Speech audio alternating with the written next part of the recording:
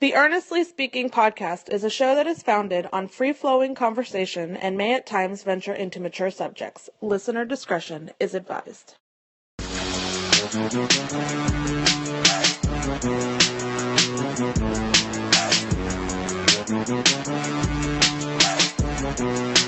Earnestly podcast here, June 25th, 2020.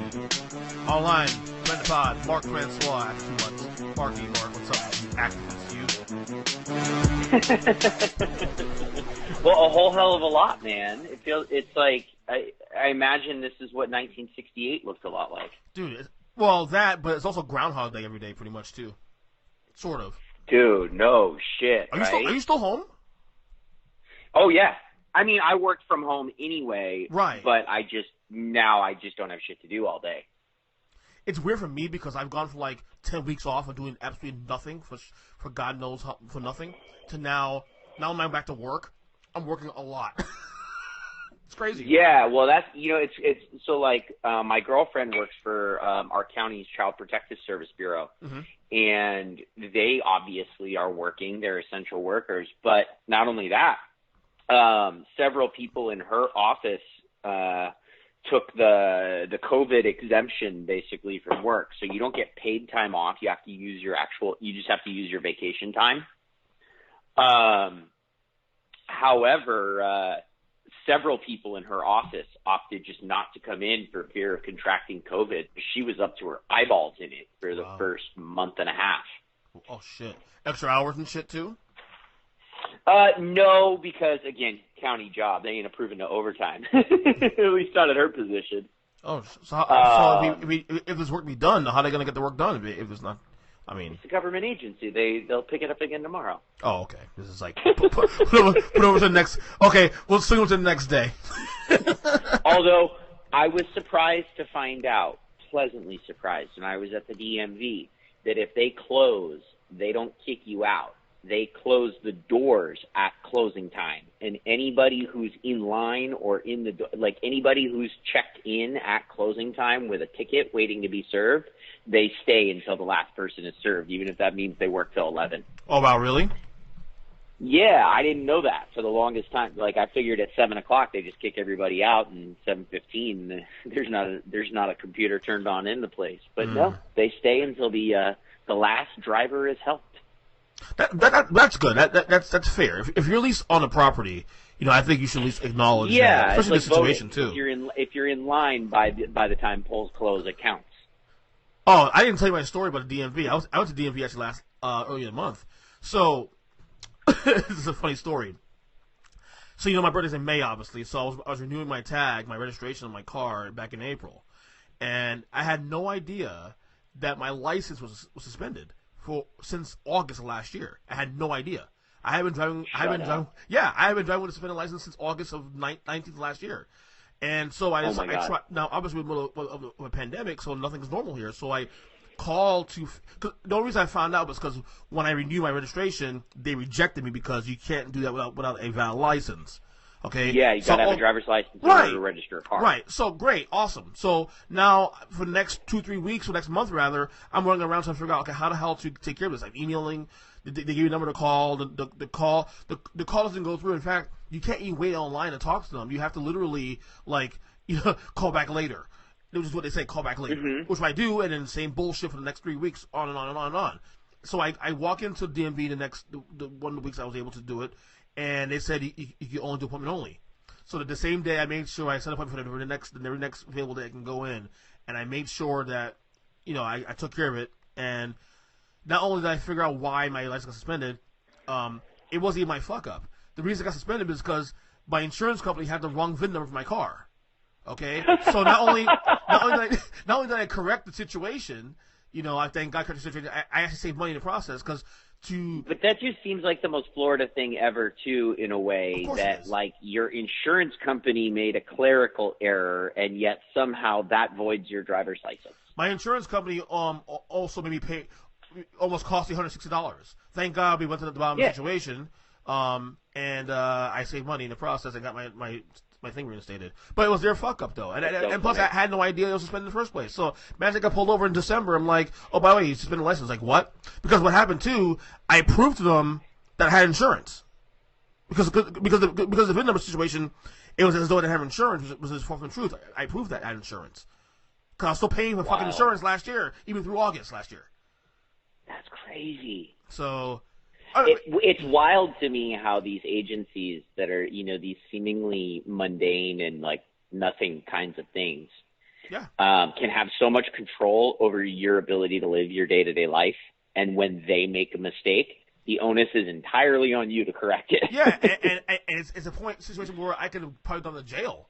I could have gone to jail for their fuck-up. Yeah, because Boynton Beach police aren't going to really sit there and get to the bottom of this for you. Yeah, they're just going to say, well, your VIN number is all fucked up. No, they're not going to do all that shit.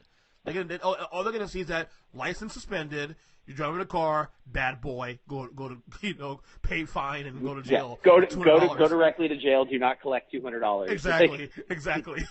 So. Thank God, I didn't. I'm a good driver. I didn't get pulled over. I don't ever get pulled over. To be honest with you, I have got pulled over probably 8 years, 9 years, not longer. So thank God for that. Better find some wood to knock on there now. Yeah, exactly. But I think it's fine now, man. But it was kind of interesting though to being there. Very efficient though. Being in the DMV that day, it was like appointment only. Very efficient. No line. I mean, the lines are very small, and they took care immediately. It was really, really cool. Mm-hmm. Yeah, that had to be nice at least. Yeah, that aspect of it. I got to run around for the first for 2 hours. Had to call insurance company, take care of this, and call them back again, proof this, but I saved $160 in the process. I got my shit reinstated, and I was good to go. So now I can actually breathe. Well, you can chalk that up as a win. Absolutely, I'll take all wins as possible, man. You know that, man. Come on.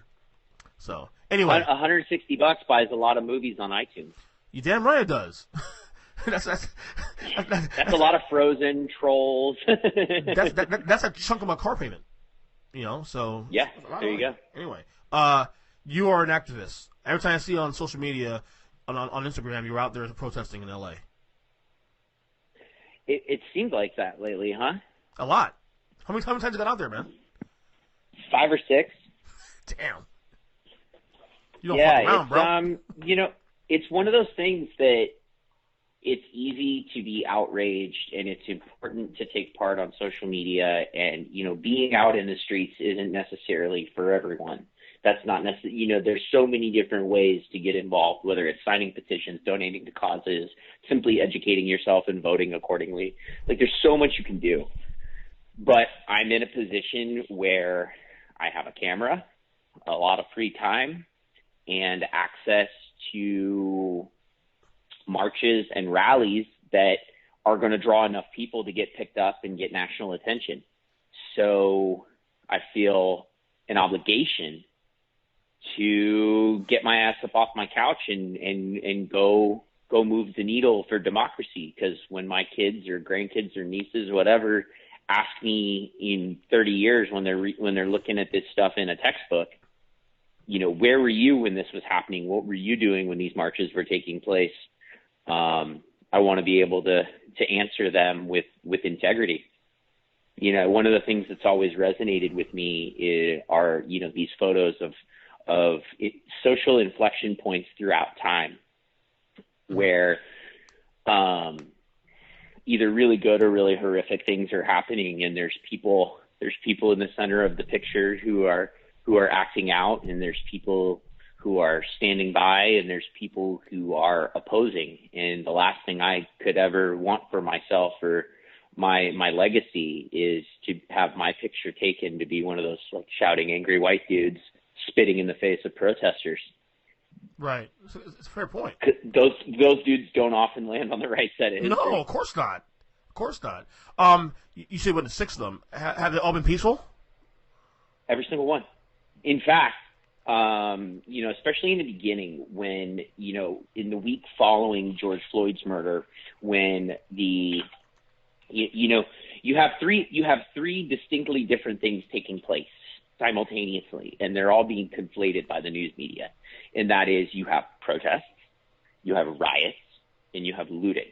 Those are 3 very, very, very different things that have to be taking place in close geographic proximity to each other. But I'll give you an example. When I was in Santa Monica doing that march, we were, that was one of the ones where it got national attention because of looters breaking into places like REI and what have you. Well, when that was starting over on 3rd Street Promenade, we were a mile and a half away on a completely different street, marching the opposite direction. But all the LA news helicopters were pointed at broken glass and Molotov cocktails, not the peaceful protest that thousands of people were, or hundreds of people were taking part in. And the same thing in Long Beach, same day, shortly thereafter. I was in Long Beach for several hours, and all the news helicopters were up in Santa Monica covering the looting, and they didn't arrive in Long Beach until after the bulk of the protesters had dispersed, and anybody hanging around after curfew were there looking for trouble. Right. You know, and when I talked to other people who were on the ground and saw actual looting taking place, overwhelmingly you're seeing, you know, big SUVs driven by very obvious gangsters, you know, pulling up on a spot, 4 guys jump out, they smash, they grab, and they run. Right. Those are not protesters. That is organized crime. Do you think that's Antifa? Taking advantage of a situation. Do you think that's Antifa? No. You do not? Okay. No. Based on what I saw, based on what was relayed to me by people who saw it firsthand, it was all the typical elements of LA organized crime. Black, brown, white, Russian, Middle Eastern, Asian, like but that's what I'm trying to figure out, because like there's this narrative. There was this narrative early on through the protest that Antifa is infiltrating it, and obviously the right likes to put in on that. Like you've been to enough metal shows and punk rock shows, you know who the Antifa kids are. Well, Ben, I played in those shows, man. Yeah, that's what I'm saying. That's what I'm saying is like you know who those kids are. And these are people who are looking for trouble. Yeah. Like one of the protest signs I saw is like, look, if you guys want to wage your anarchist war against the system and all things structure, be my guest. Just don't do it when there's 1,000 black bodies on the street standing between you and the police and their guns. Right. Kindly. That's my problem. That's my biggest issue. Though. You know, like people on the other side of this argument, whatever, who are anti-looting, which I am also too. But they're going to pin this shit on people who oppose. I'm anti-looting, but I'm not necessarily anti-rioting.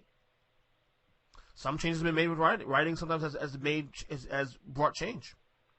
Well, and it's cause not effect, that I condone. It's not that I necessarily condone the behavior in and of itself, but more along the lines that I can empathize with the place of frustration from which that action grows. Right. And again, while I don't necessarily condone the action, I don't feel that it's necessarily my place to evaluate, judge, endorse, whatever, somebody else's life experience. It's not to say that I'm going to go out and start burning cop cars either. Right, Mark. But that doesn't mean I don't understand why you're pissed off. That doesn't mean I can't be understanding to why you're pissed off and what's leading you to engage in that behavior. And that's my thing too, Mark. I keep telling people, you know, like, I'm not pro looting and pro rioting, but this is kind of the cause and effect of this. You know, people say, Dr. King marched peacefully. There were also riots too when he marched as well too. So don't sugarcoat the Dr. King thing as though it was all peaceful. Dr. King is one of the most, I think, misrepresented figures in the entire scope of the American racial story. Especially the late years of King. Late years, 6, 7, oh my 6. God. Yeah, you know, like many, he was a flawed man, and you know, whereas we remember the highlights, there was plenty. You know, when you read the entirety of the letter from a Birmingham jail, like it was radical. It was very radical. Yeah. Dr. King was not taking shit laying down, and the degree to which his legacy has been whitewashed and his writings and speakings have been cherry-picked to serve a narrative. Without question, Mark, there's a lot of people who are in control for the last, obviously, of the society have definitely neutered Dr. King and other people's movements. They definitely neutered it. That's sure. I mean, just look at An even better example, frankly, is just look at how the Black Panther Party has been completely misrepresented over the course of history. Yeah. I mean, we learned about them in school, being our age, as a terrorist organization. Yeah. And it's because Nixon labeled them as such because they were a threat to the Southern strategy. Mm-hmm. When in fact they were economic help to the black community when they couldn't get help. Yeah, and you know, I hear people make comparisons of like, oh, well, the Hells Angels and the Mongols do stuff for their communities too to detract from all their bad behavior, and it's like you cannot, like, if you're comparing the Black Panthers to outlaw motorcycle clubs, you're completely missing the fucking point. Right. Well, that's you've completely checked out on the source argument. That's a great point. Definitely neutered, definitely whitewashed. I agree. You know, I was talking to my buddy. Malcolm X is demonized. Oh yeah. Malcolm X actually became more moderate, I guess, later in his years too.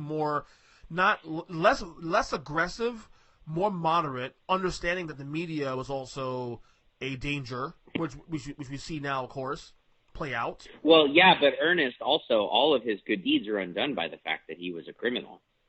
Right. Well, you know, he deserved to be killed because he committed a crime 20 years prior.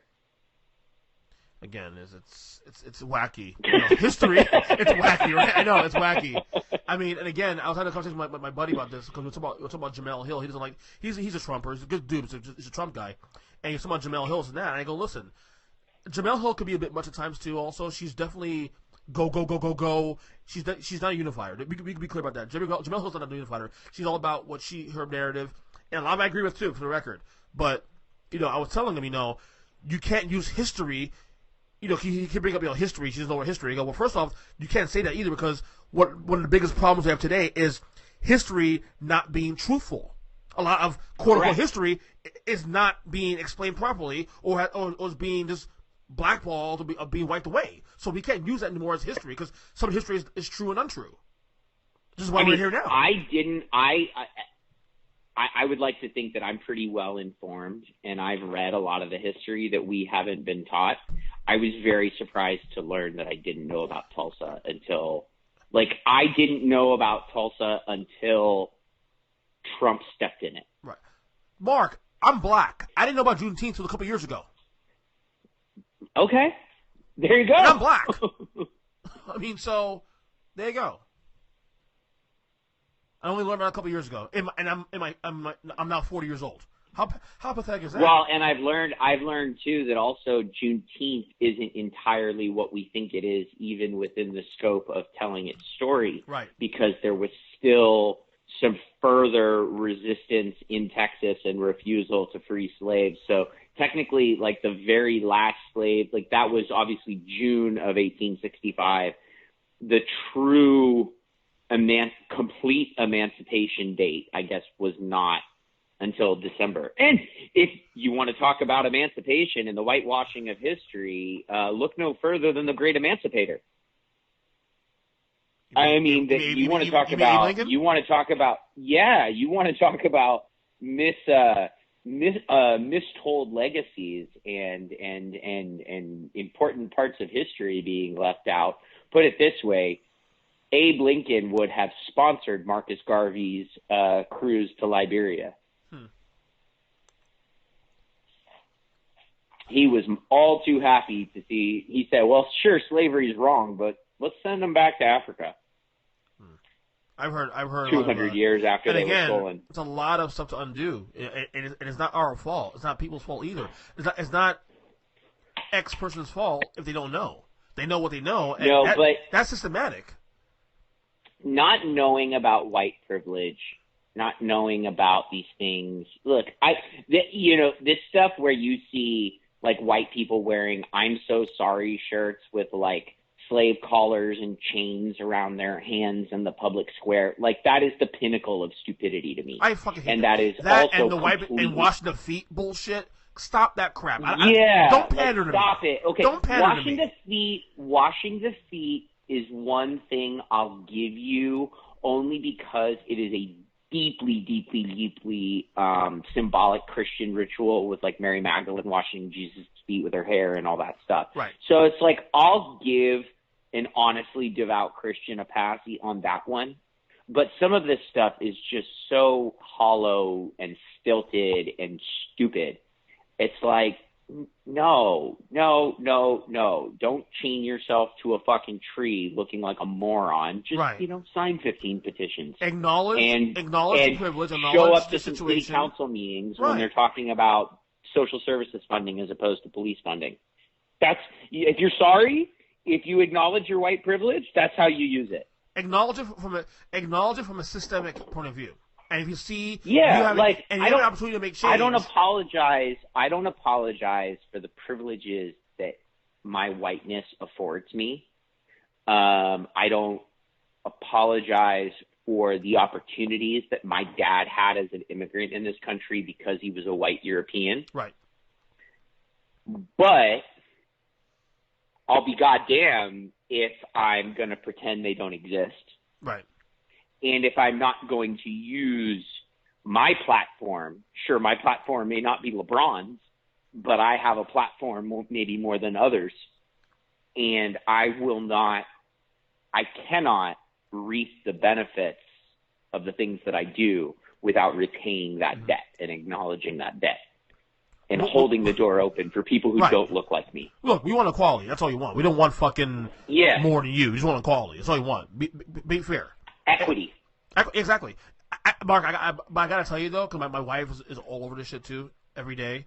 And obviously it impacts her because she's married to a black man, has 2 kids unmixed. So obviously it affects her also. Well, is it fair to assume maybe that a lot of this learning curve has come since being the wife of a black man and the mother of black children? She's always been aware of what's going on.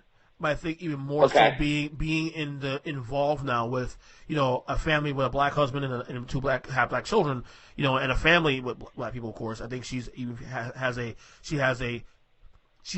she has a duty to speak out and to. Well, it's one of those things that, to a large extent, I feel like the most from the most frustrated blacktivist pages we follow, because there's that spectrum you follow where you kind of follow everything from Candace Owens to people who are really fucking militant. Don't even get me on Candace Owens, man. That's a whole other can of worms you can go rabbit hole and go down.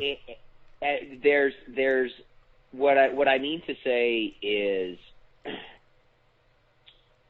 you don't have to apologize for not knowing what you don't know, because for most white kids who grew up middle class, whatever, went to public schools that were middle of the road or better, you legitimately were put in a position you were conditioned not to know these things. Mm-hmm. It was done by design.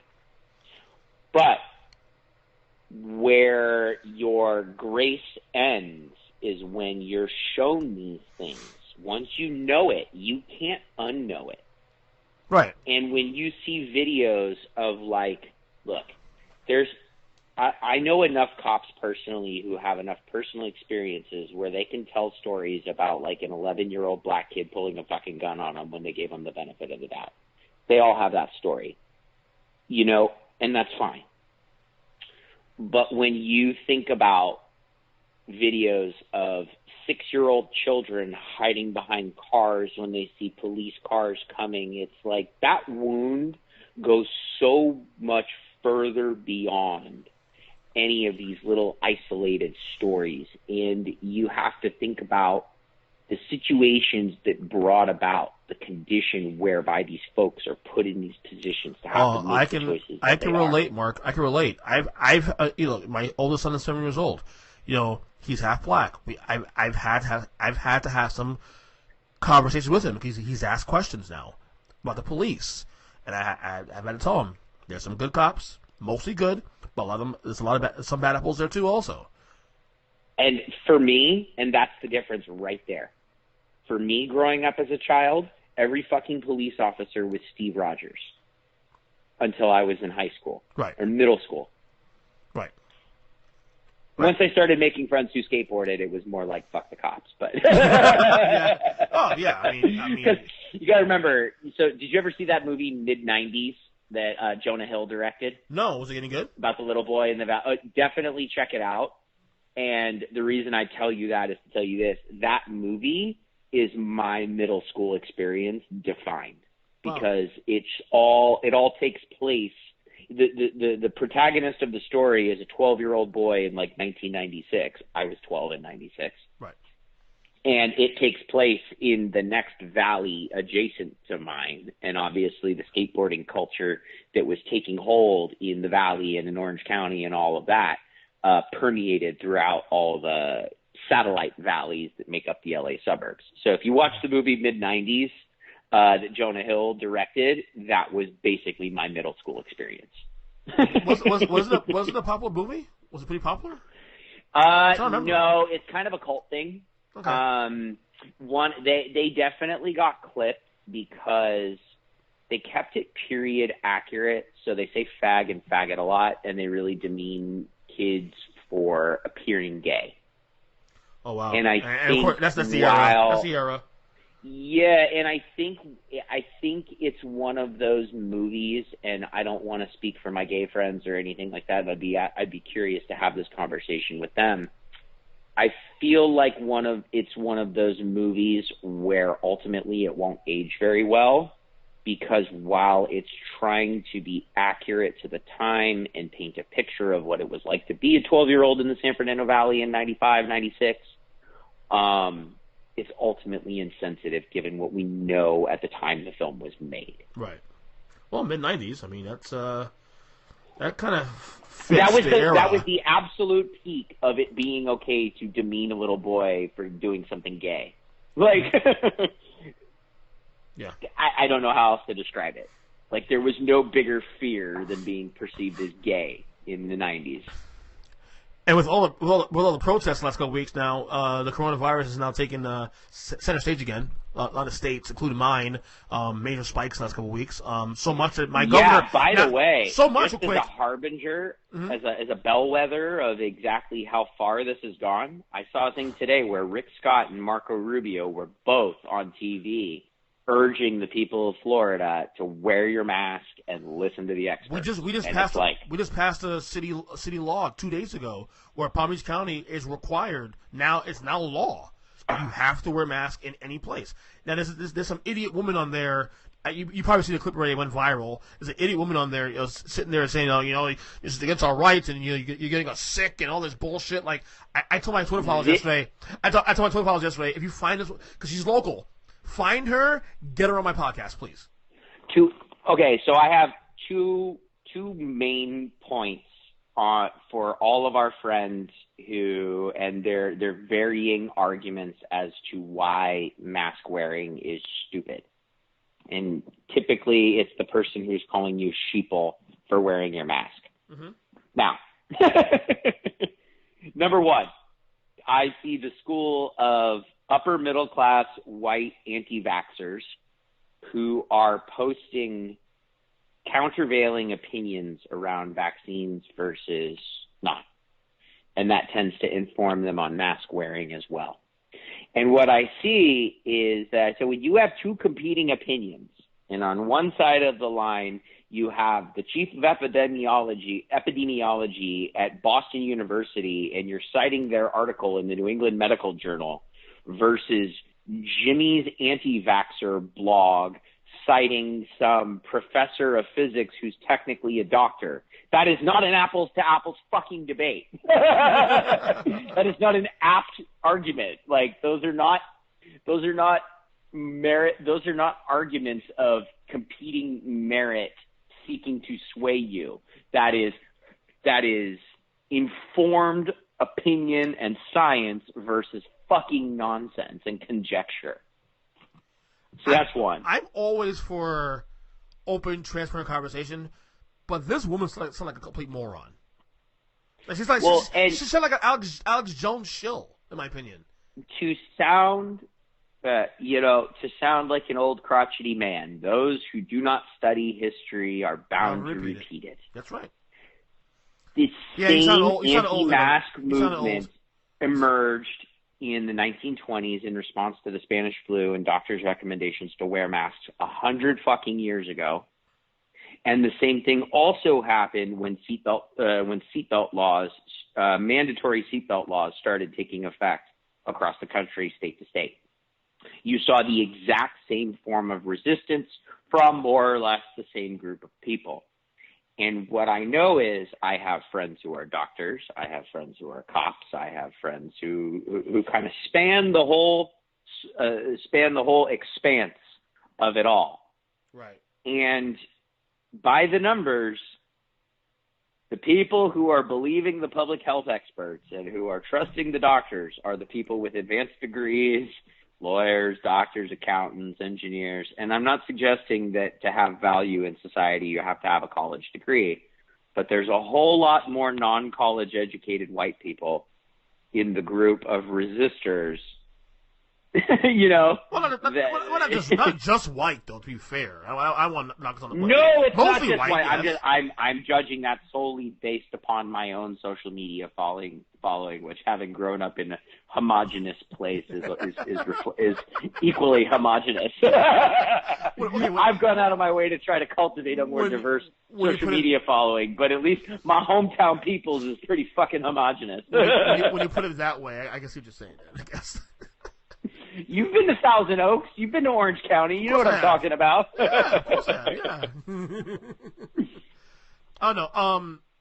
Yeah, so, the governor came out today. Our governor came out today, and we were actually on phase 2, which is actually only phase 2 for North Florida. We were awaiting phase 2 to start in South Florida because obviously South Florida is more crowd density. But well, sure. I mean, what, 90% of your populace is concentrated south of Orlando? Yeah, absolutely. So that's got to be, and I mean, I'm just making up numbers, but that's got to be pretty close to that actual number, right? My point is, obviously we're not going to be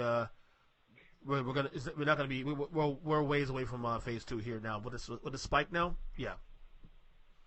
In fact, he came out and said, I posted something about it today. The 5 states with the highest rate of increase. Granted, California is probably number 6, but the 5 states with the highest rate of increase are states run by Republican legislatures and Republican governors who thumbed their nose at Dr. Fauci and the experts from the beginning. Yeah. And say what you want. I'm all for questioning authority, questioning the government, not taking what you're spoon-fed.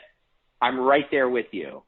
Question everything. But when you look around the world and you look at the way countries are handling COVID, the countries who follow the science and who follow their health experts are doing exponentially better and having remarkably better outcomes than the countries who are engaging in this idiotic debate. Right. And you can't argue with results. No, you can't. South Korea and New Zealand have the shit on lock, and we are a fucking mess.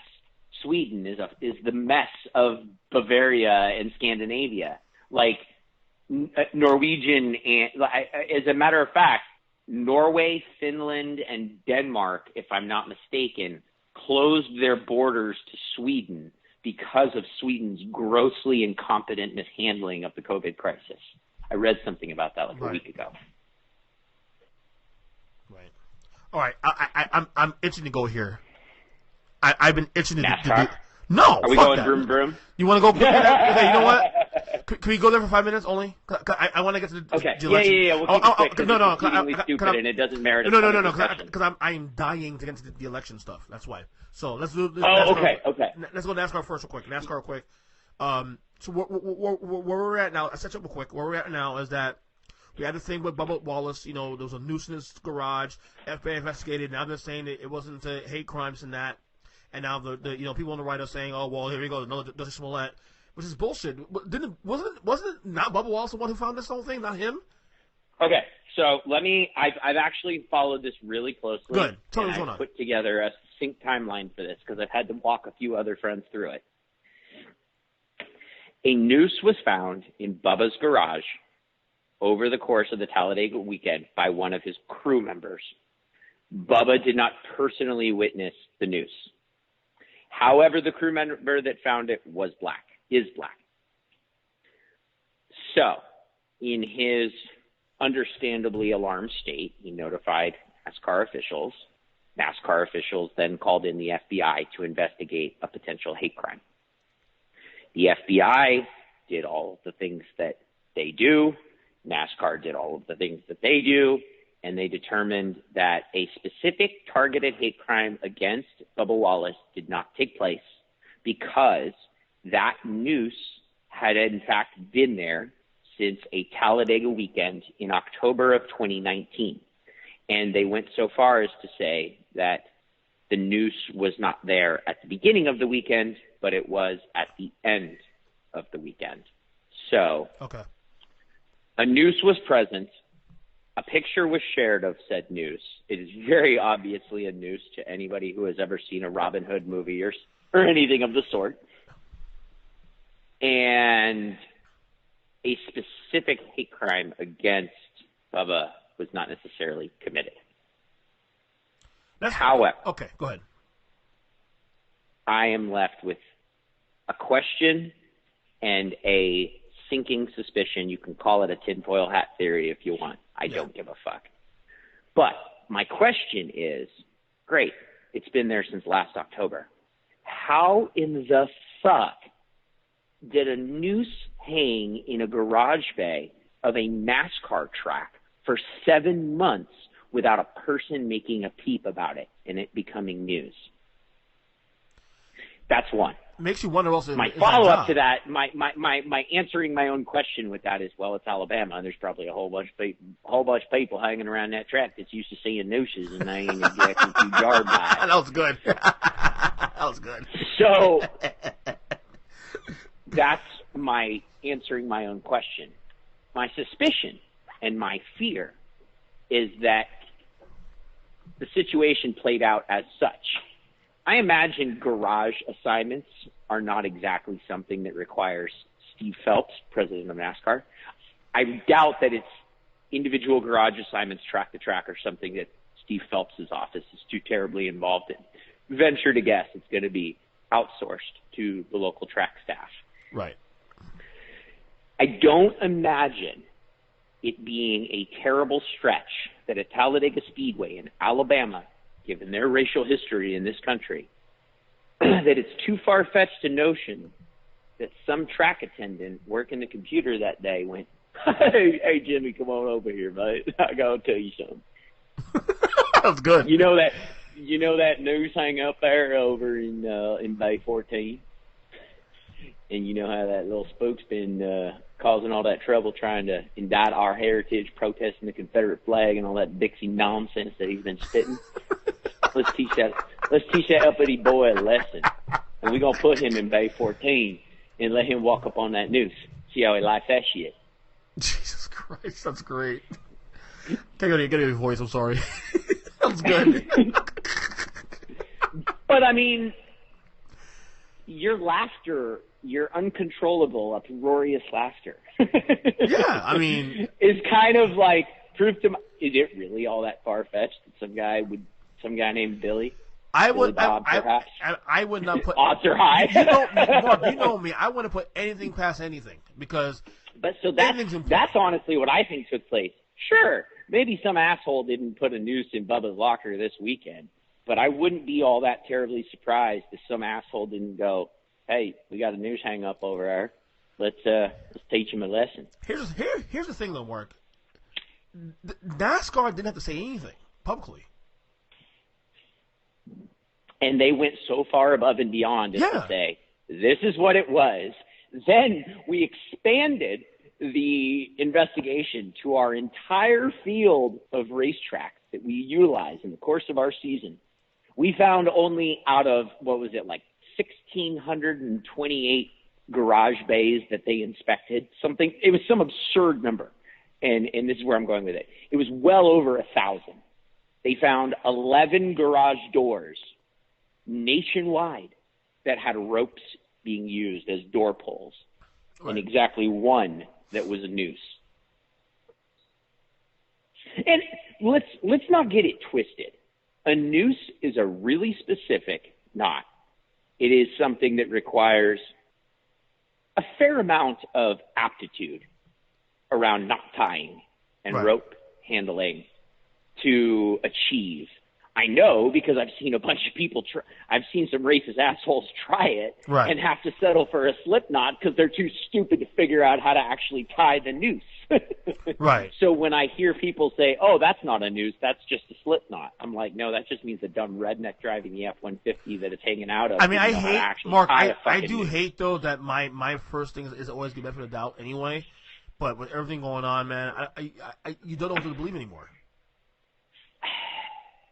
And I think the response of the racists in this country and the response of police agencies in the wake of all of this shit is clear evidence that people have no idea exactly how racist this country is. And I go through this all the time with my friends in California because, you know, California is a place that is prime white privileged Republican country to the extent that, like, people generally don't get that this shit still happens every single day to black folks, brown folks, immigrants, gays, trans people around the country.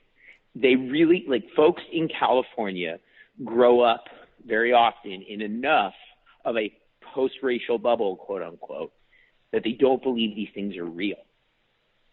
So the heinous nature of these things is so unfathomable that they can't acknowledge that it would be taking place today. Right.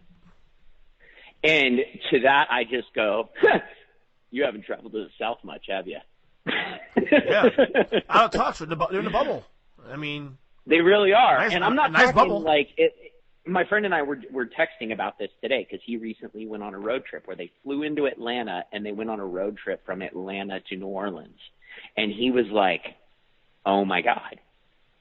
It was Atlanta, New Orleans, and then Deliverance and The Color Purple in between. And that is not an exaggeration. Wow. Well, I mean, you know, and people just don't realize the degree to which that is still a thing. I didn't. Can I be honest, you know, I think about an experience in my life. Hold on, I want to tell you this. So when I was 17, I got into a really bad fight with my dad. My dad and I had a very complicated relationship. We figured everything out in my 20s, and when he died, we were as close as could be. Right. So let's just get all that out of the way.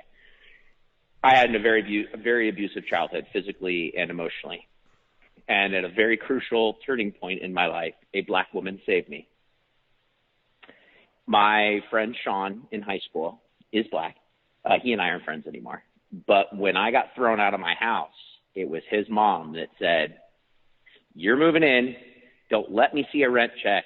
My only condition is that you follow the same rules that my kids live by." And during the course of that, I was going with my mom to North Carolina. Sean was going to come with me. And the day before we left, his mom sat us down and is like, "You boys mind your P's and Q's. You do this, you do that." She was giving him a talk that was very obvious that they'd had numerous times. But then she turned her attention on me. And she was like, "Hey, you, young man, better be watching out for my son. Because when you're in the South, it's no joke." And I was like, "Miss Davis, come on, you're tripping." And she's like, "Boy, you do not dismiss me. Because I am not playing." She's like, I got them jokes, but this is not one of those times. And it was very apparent to me that she wasn't kidding, and I shut up because I knew better. But I didn't really understand what she was talking about. And it's taken me a really long time to understand exactly why she was so adamant about us making sure that before we went to North Carolina that our shit was squared away.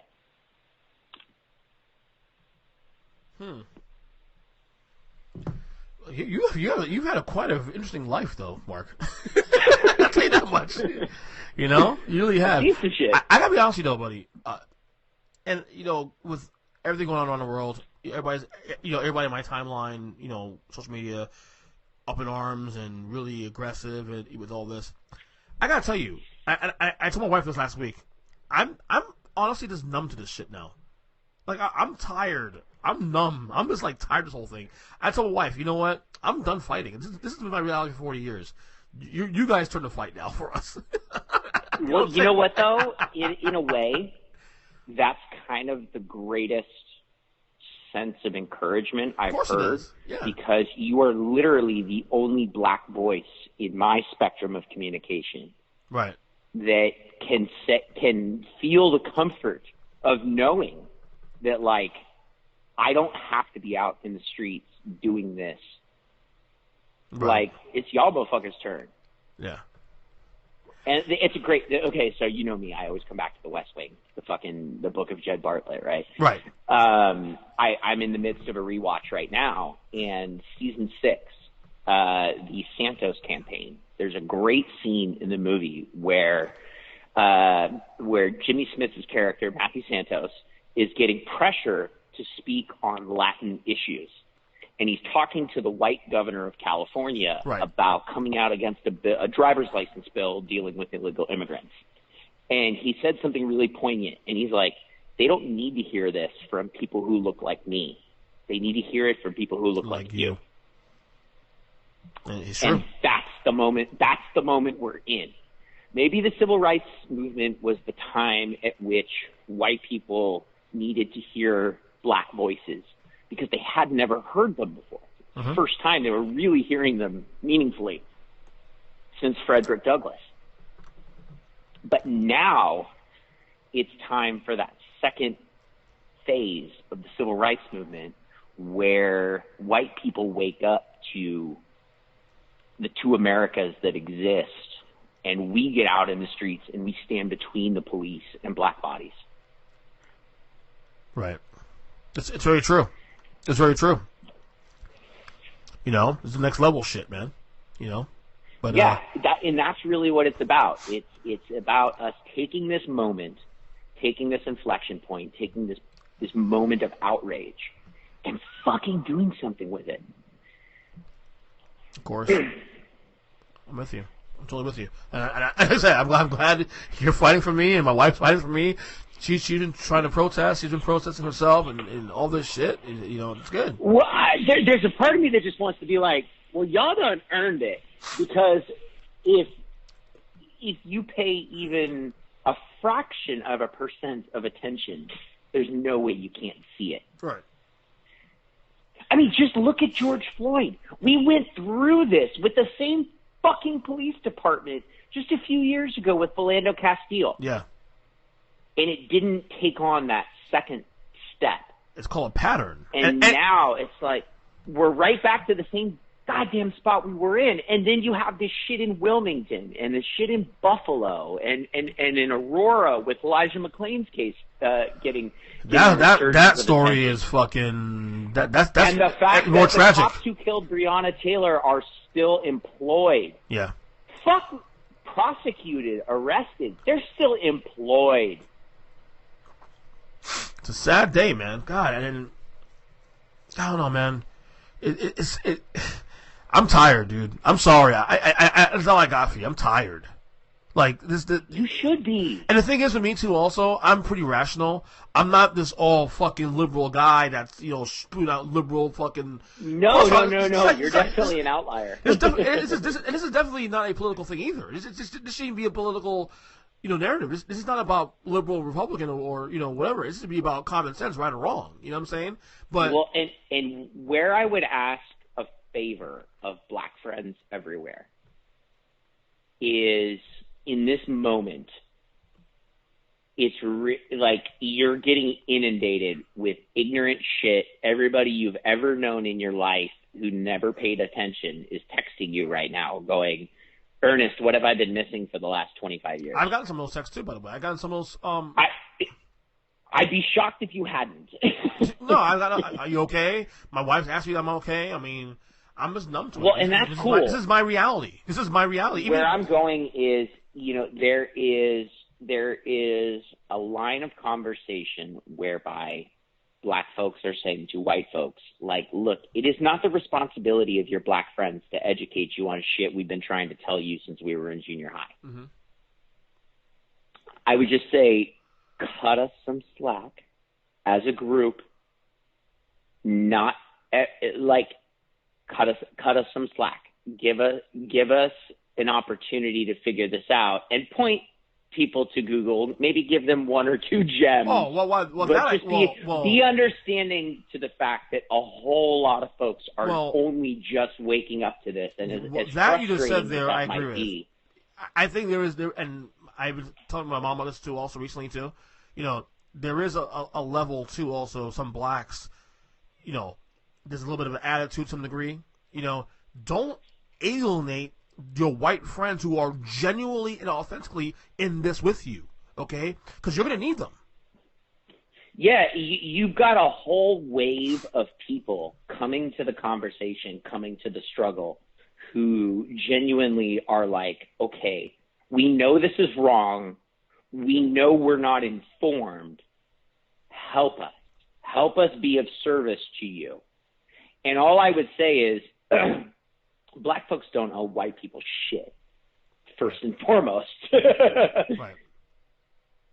I still try, even with this chaos, I am still trying to navigate the waters of being rational over, you know, emotional. It's tough. It's really tough, honestly. There's a part of me that wants to tell you, like, bro, you don't even, that's not your responsibility.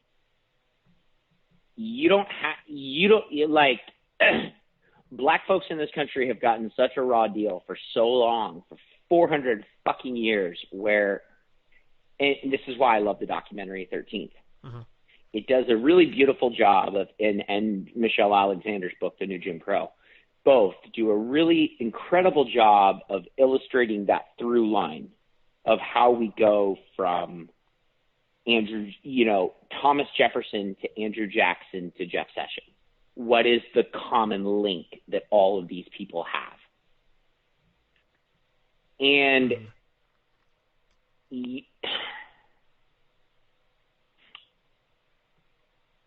sure, we've made progress. The Voting Rights Act, the Civil Rights Act, the 13th and 14th Amendments, like these are all wonderful. We have to acknowledge that. We have to acknowledge that, yeah, absolutely. However, it shouldn't have had to happen in the first place, number one. And number two, until we as a country acknowledge that our prosperity, our American narrative, is something that, sure, John Adams railed against slavery and he was a Massachusetts abolitionist in the 18th century, blah, blah, blah, blah, blah, blah, blah, blah, blah, blah. It's time to start telling the story that George Washington's teeth were made of slaves' teeth, not wood. It's time to start telling the story that while Thomas Jefferson wrote the Declaration of Independence, he raped and abused countless enslaved women. You know, those two things are not detached from one another. We shouldn't necessarily be ashamed of the American story to this point. However, until we acknowledge that reality, that our heroes were slave masters, we've got nothing, absolutely nothing. And it starts with killing this revere for the Confederate cause. And then the next step is looking to the colonial cause and saying, well, George Washington was a great man, but great men have a lot of flaws. Yeah, absolutely.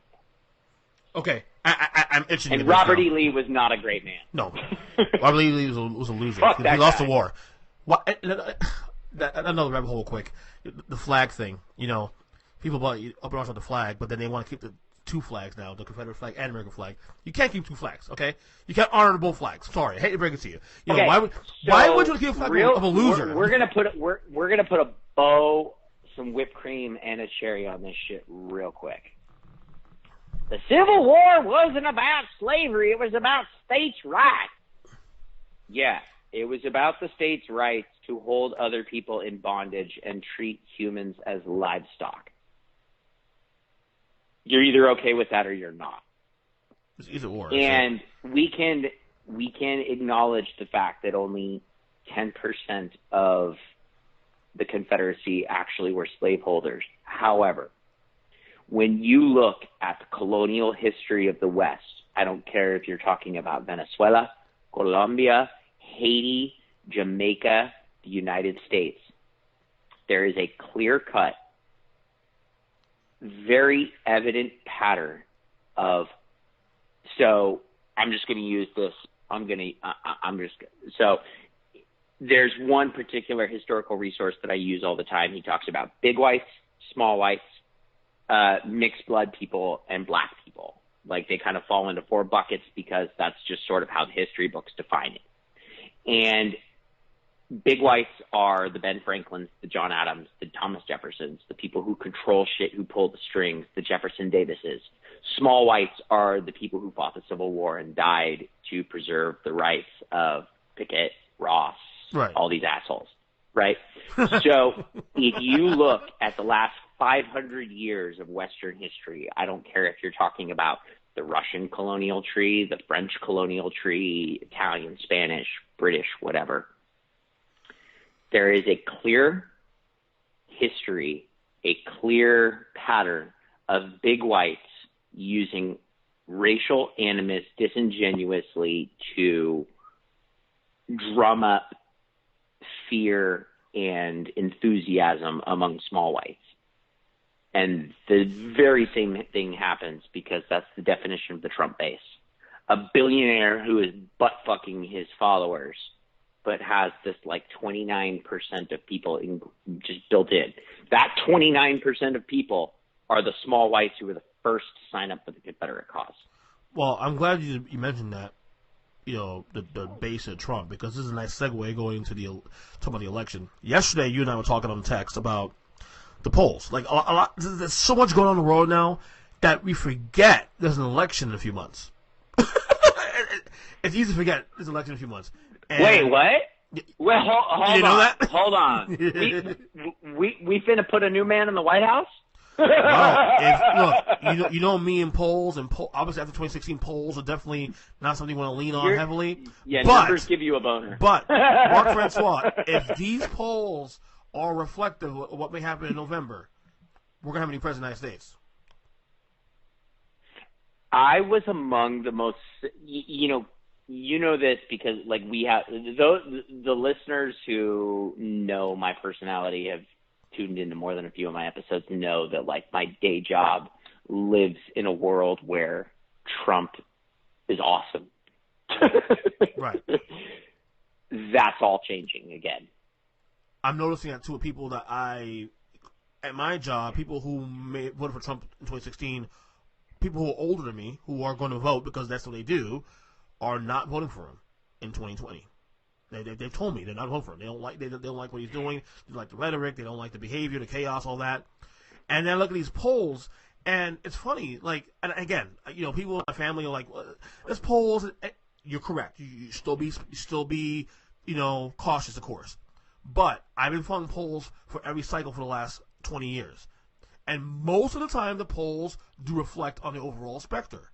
And these polls are not just heavy Biden. Even states that Trump should be leading or leaning his way, Trump is losing.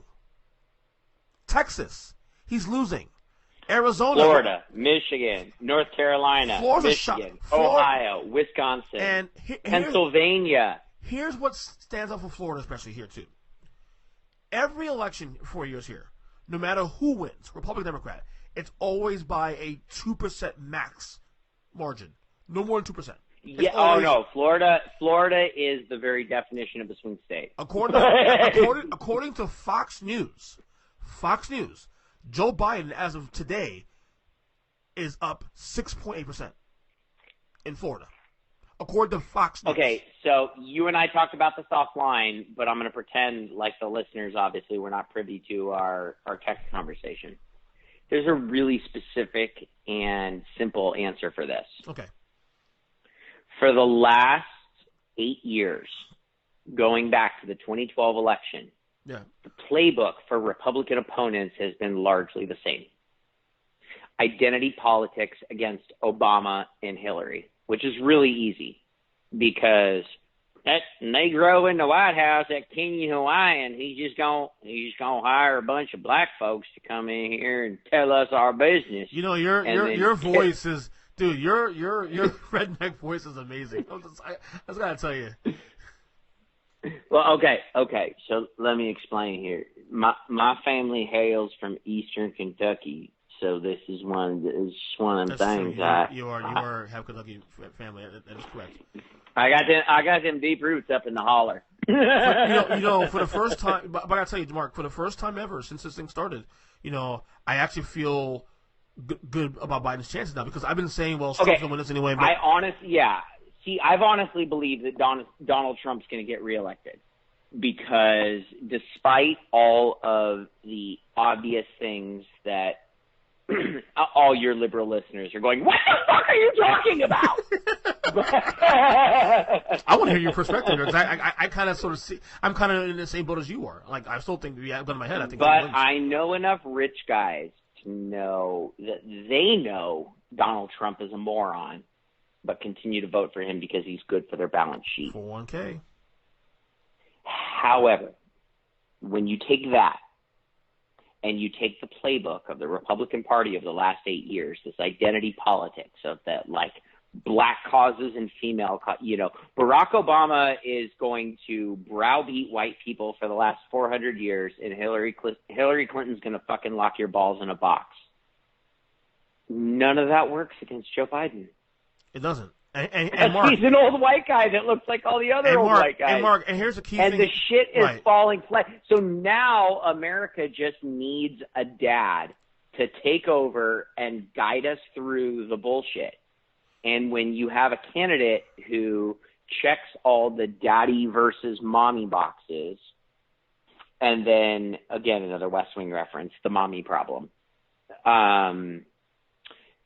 When you have a candidate who checks all the dad boxes, America's dad boxes, and then none of the identity politics detractors, none of that mud sticks, you're in a situation where you're left with just Donald Trump's achievements or lack thereof to stand up against Vice President Biden. And here's they ain't shit left. Right. and here's the common sense here too, Mark. I keep telling folks. Okay, it wasn't like Trump came into office as a popular candidate. No, he was the least popular candidate in the history of American likability numbers. So therefore, is this: for Trump to realistically win this election, he has to gain support between just January 2017 and right now. Has he gained significant support in the last 3 years? I still say no. And the answer is, on the contrary, he has. In a lot of ways, the 2016 election was incredibly tight. Well, it was quite. You and I have cited these numbers. The numbers bear out that way. That's not even a question mark. That's not even a question mark. The only thing left for Trump in this moment is the base. The base ain't going nowhere. He's getting 29 to 32%. Has that base those widened, are all your Confederate flag flying, throw the Heil Hitler salute in public idiots. And you're right, Mark. But this is the question. That base is only 30% or less. Has that base widened? What hurt Hillary in 2016? No. Turnout. No. They've gotten – okay, so there's a key distinction.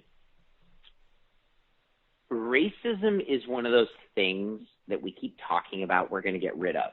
We're never going to get rid of it. Hell no. It's always going to exist in a groundswell. 8chan is always going to be there. But when you have somebody that gives oxygen to hate, those voices are going to get louder. They're not necessarily going to grow. They're not necessarily going to get more profuse. Look, neighborhood Karens are always going to be neighborhood Karens. But Jimmy, the dragon of his local chapter, is not going to be able to recruit his neighbors in most cases. They're just going to get louder when they feel empowered. People are still going to think Jimmy's an asshole. So that's what you're left with right now. Here's the encouraging. Here's why I'm a little more encouraged now for Biden's case here now. States that typically go Republican. Okay. Let me give you the poll that Fox News released today. This is why I was a little shocked. This is again Fox News' poll, not CNN's, not none of that shit.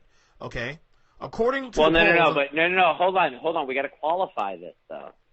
Fox News is no longer Trump TV. Doesn't matter. That spot has been occupied by OANN. Yeah, but right, Sorry, but Fox but Fox has a litter of Trump supporters. Fox is now moderate, and OANN is now conservative. So according to Fox News, in these 4 battleground states, 3 of these states are pretty much either lean red or ruby red. Okay, in Florida, Joe Biden leads Donald Trump by 9 points. In Georgia, was normally a red state, Biden leads at best, we'll call Florida maroon. It's a purplish shade, but it really leans red. Well, it leans red mostly in the local elections and state elections, but it goes back and forth depending on the candidate. Georgia, Biden's up 2 points in Georgia. Okay, North Carolina, Biden's up by 2 points. Okay, and Texas, which is always which has been a red state since 1978, Biden's up a point. The fact that Biden is competing in Texas, the fact he's competing in Georgia, the fact that Arizona's in play now, is bad news Georgia for Trump. by itself, people don't realize exactly how fucked up Georgia is. And if you need an education on this, look no further than Stacey Abrams' gubernatorial Of course, campaign. yeah, absolutely, against Brian Kemp, yeah. Yeah. So the mere fact that this is occurring in Georgia, like for real though. Also, Hillary Clinton at no point during the campaign season back in 2016 was polling at 50% in the national polls. Joe Biden is. And also, he's up by 12 in the national polls, if I'm not mistaken. Up 10 points. 10 points. As of today? 10 points right now. I'm saying it right now. The national average with all these polls is 10 points of Biden. I just checked Rasmussen's polling right now, because Rasmussen is always conservative, so they lean more conservative. Rasmussen has Biden by 5 points. The fact that they have him up by 5 points that's is a outside bad the sign. margin. That's a little more than a tie outside the margin of error. Margin of error is generally 3.5. Right. Once you're outside the 3% of that, I take you seriously. Yeah, I am. If 2016 taught me anything, it's that voter suppression wins and that Citizens United mattered. So I struggle not to be cynical. However, all indicators are such that we've gotten to a point where if Donald Trump is reelected president, it will be only because voter suppression won. Right. Trump needs to win states. Again, the same way. He can't see. The thing is, Trump. I don't think Biden will. I don't think Trump will win the Rust Belt. My whole thing with the newsroom, as they demonstrated with the Tea Party, the Republican Party since Nixon only wins when voter suppression is king. I think this year too, with a lot of what's going on, I think that's going to be looked upon, in a big way. It's unnoticed now. Well, and I think look no further than the Kentucky Senate primary between Amy McGrath and Charles Booker challenging Mitch McConnell's seat. Yeah, that's in play too. You're looking at a state where hundreds, so the total number of voters is only 1 million people. You're looking at a state where you're talking about an election turnout that is hundreds of thousands of voters above the average. So turnouts that are dwarfing 2008, which were historic in Kentucky voting history in the first place. So when you see stories like that, when you see stories like Wisconsin's special election that took place in the midst of COVID and turnout was still at record highs, Donald Trump can restrict mail-in voting all he wants. I think he's got another thing coming. Americans are finally coming to terms with that thing that I've been talking about all along, in that you can agree with Hillary Clinton or Donald Trump more on policy or purported policy, but the fact of the matter is that Donald Trump is an objective threat to our safety, to our security as people, to our security as Americans, to our individual health. And Americans are simply tired of, you portrayed yourself as an outsider, and you were going to give me something, and I'm no better off than I was, and it seems you're just not up to the task. Yep. That's a good point. And this is one of the points I make to my conservative friends. Is I go, look, this isn't about Bernie versus Trump or Biden versus Trump or me being a fucking libtard snowflake and you being red as red gets. Donald Trump is fucking up your party. I know because it used to be my party. Mine too. And but before Trump, he is an objective threat to our safety. He is an objective threat to our national standing. And you can't afford to be Mitch McConnell in this situation. You've got to be Justin Amash. And I think a lot of those 42% of independent voters who stayed home in 2016 are going, yep, nope, this ain't going to work for us. Nope, they learned a lesson. My buddy Zach on this podcast, he's as liberal as they come, probably liberal than you are, okay? He voted Jill Stein because he hated Hillary Clinton. He admitted on this podcast 2 weeks ago he regrets that. I understand the point of view of the third party candidate and the principle. He's sort of principle. The principle of it. But the fact of the matter is, until we tear down the recognition by the Supreme Court of corporate personhood and the two-party system that Washington warned us against, you're causing more problems than you're solving. Right, and that's what he said too. Also, he's going for the Supreme Court. He's not a Biden guy at all. He's a Bernie guy, but he's going for Biden because of the Supreme Court. Hey, you saw my post yesterday. Mm-hmm. How bad did Auntie Kamala fuck with Senator Cornyn? I saw that shit when he came from. She's still the auntie, huh? Even with her pandering, she's still the auntie, huh? I honestly, if I met Senator Harris in person, I would ask her permission to call her auntie. I was like, yes. I'm sorry, can I just call you auntie? Like, it would just feel so much more natural. Let me ask you this, real quick. She's I just love her. Who's Biden's VP going to be?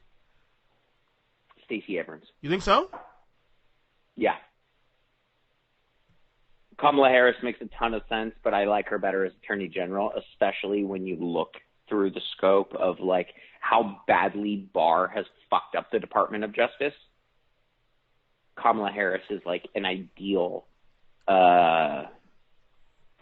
Attorney General. I do think Abrams Elizabeth Warren doesn't work because you need a person of color. Okay, let's just put aside all decorum, and we're just going to talk about this like business. You can't make Elizabeth Warren your VP because she's not black. The social climate is such she's not? That you're she might be. I don't know. I didn't know that. She might be Native and black. I don't know. Pick a side, damn it. No, but the simple truth is, if we're talking the business of winning an election, your VP needs to be black. Period. The end. Stop the conversation there. Let's just all recognize what it is. So that means you're talking about Kamala Harris, Stacey Abrams, Val Demings. Am I missing anyone? That's it. Color in terms of a black. Women of color. I mean, there's got to be a Latina. There's got to be a Latina or an Asian. There was one Latina one thing I heard about that. But I think honestly, look, black police in our discussion has to be greater. Pick who's right for the job. No, but I know, but it needs to happen. You know what I mean? I'm it's one of those things that okay, if you're saying he's pandering to, he might be, but we're just at that place. Your VP candidate on the ticket, or you're fucked. Okay, so personally, I've got Senator Harris penciled in as the AG. That brings us to Val Demings or Stacey Abrams. For me, between those two is Stacey Abrams. Val Demings was a superstar in the impeachment hearings, and I absolutely love her on Capitol Hill. I think her perspective as a former police chief turned legislator and activist is really important. But Stacey Abrams, like, as much as it tastes like vinegar coming out of my mouth, like, Stacey Abrams is the candidate you're going to be able to market to people who are just new Mark, to the party. our last podcast we did 2 We're months just ago, new to the struggle. we discussed Arizona as a big key to this whole situation. Okay? Biden's up 4 points in Arizona right now. Yeah, absolutely. Okay? You said 2 months ago that Arizona was already a demographic. Now, Arizona, for both Obama's elections, he got crushed there. Hillary was competitive, actually, 4 years ago. Mm-hmm.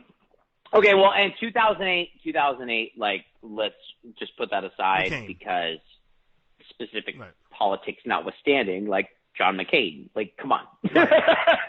So it's just like a Romney. Right. But also Romney Utah, won by 9 Jason. points. Trump won by 3. Well, Trump won by 3.5. Well, you said in the last podcast that the demographic is changing in Arizona, and now Biden's up 4 points. That's your clue. If states that are normally red, states like Florida, I done told you states so. like Arizona, red, are now not only in play, now Biden's leading those in polls. You know, that's a problem for Trump. Well, and I think there's something that's always been at play that white Republican strategists have always neglected. They've always overestimated the ability to suppress the vote in these given places, whether it's the indigenous and Hispanic vote in places like Arizona and New Mexico, or the Hispanic and black votes in Texas. They have been very, very, very successful at suppressing this vote.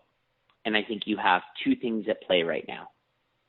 While not nearly enough, you have a lot more white allies in the fight against voter suppression.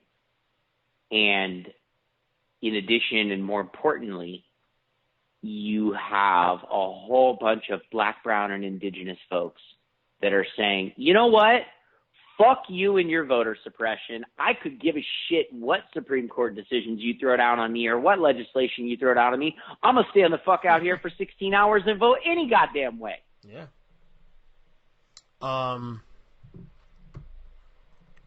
And that is what's going to make the difference that Hillary Clinton failed to capture the people that President Obama brought out who were of that way of thinking. And I think that even though maybe Joe Biden is not necessarily the best messenger for those folks, they're going to be we've learned a lot from 2016 that staying home and voting for Jill Stein did not do us, and writing in Bernie Sanders did not do us any favors. So you've got that aspect of it, but then the other aspect of it that, frankly, peep this shit while not too. perfect, Wisconsin. Joe Biden is a whole lot better. In 2008, Obama won by 14 points in Wisconsin. Okay, then he won re-election by 7 points in Wisconsin. Trump won by 0.7% in Wisconsin, and right now Biden's on 8 points. Oh, yeah. No, it was something like 42,000 votes or 32,000 votes in Wisconsin that tipped it to Trump over Clinton. Had she made one extra trip Rust to Belt Wisconsin, she'd probably be president right now. Flipped in a way, and it's over for Trump. That's what I'm saying. Trump needs everything to go his way. Rust Belt, Arizona sticks. Well, and that's where I look. Okay, so there are a lot of people in the media that I respect and whose opinions I incredibly value. Zerlina Maxwell is one of them. She is brilliant, incredible political strategist, and she's smoking hot just to add insult to injury. But the fact that some of these people continue to ride with Hillary well beyond the point where we've passed, like, okay, it's cool to turn on her because we're well beyond the objective at this point. Like, they're so fucking out of touch, dude. On that? They're so fucking out of touch. Chen Palmieri is another one, the former communications director. Oh, like, I know you were with her and everything. Let me, couple things before you go. Spend a lot of time on the other topics, which I'm glad we did. Today is actually the 11-year anniversary of Michael Jackson's passing. Where were you 11 years ago when he died?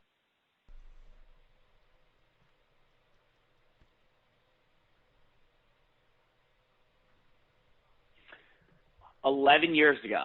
So June 2009, I was a out of work, aspiring hotel developer whose only joy in life at this moment was the Lakers kicking the shit out of the field, making sense of the Pau Gasol acquisition and getting Kobe his first ring without Shaq. 2 weeks of L.A. You win a title, first one since. And then Mike died. Yeah, and then Mike dies at Staples. Like he was at Staples night before that. It was a really fucked up 2 weeks for L.A. Yeah. So, 11 years removed. The thing that I most enjoy is the fact that documentaries like your friend's film Square One continue to take hold, and that as it would be really, really, really easy in the climate of Me Too, in the climate of Corey Feldman's documentary, in the climate of all of us examining our own biases, to jump on the Finding Neverland or whatever the fuck documentary bullshit that was on HBO. Leaving those, thank you. I've even dignified it with getting their name right. Fuck those motherfuckers.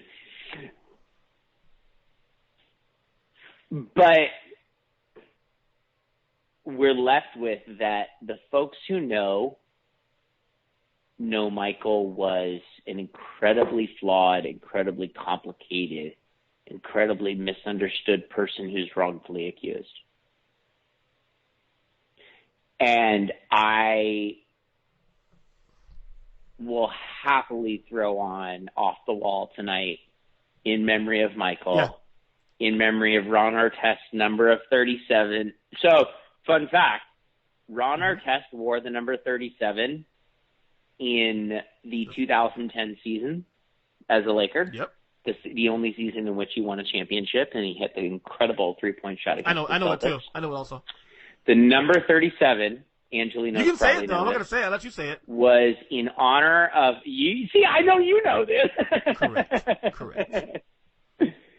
For 7 weeks that Thriller spent at number 1 on the Billboard charts. So when Ron had rocked the number 15 throughout his career, before and after this, but in honor of Michael Jackson's passing, he elected to run the number 37 with the Lakers for the 37 weeks the Thriller spent on top. Indiana? Although they're filthy. 2004. They're filthy. Powell's that bullshit. Like that Pacers team, okay, so I put it this way. That Pacers team easily puts away the Pistons team in the Eastern Conference Finals, led by Chauncey Billups and that whole thing. And they benefit from the same set of circumstances that allow... No, I totally agree with you there. Reggie Miller gets the train. You talk about the Square One documentary. I have my friend on Jen Winings on this podcast. It's not a stretch of the mind. I love it. She was on the She was on the podcast. Actually, this is the second time on the podcast. I was keying you up. Look where I did. Look where I went with that. Acting like I don't know. And the whole thing. But yeah.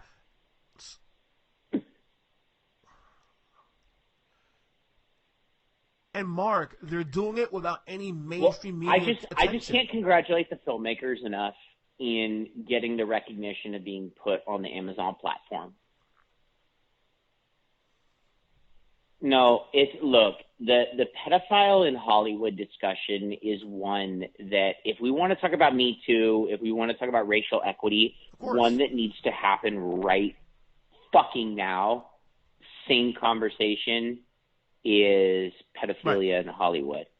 And obviously Michael Jackson, like it or not, is connected to that conversation.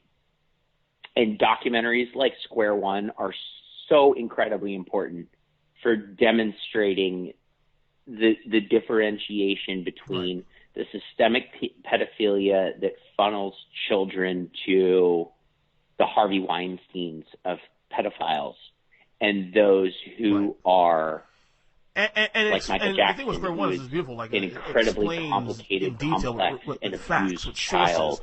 It's not telling you that. It's not forcing you to say, "Well, no, he didn't do it." It's showing you. Wait a second. Before you make a decision on this, listen to the complications with this, and this. What was being said by the media and whatnot, and it plays it out in a way where it's not force fed.